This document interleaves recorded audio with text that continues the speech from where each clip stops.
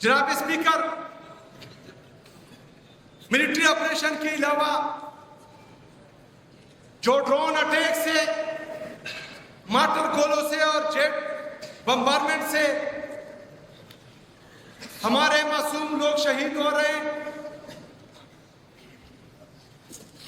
اس پر بھی پوری قوم رنجیدہ بھی ہے، غمزدہ بھی ہے اور تشویش میں بھی ہے۔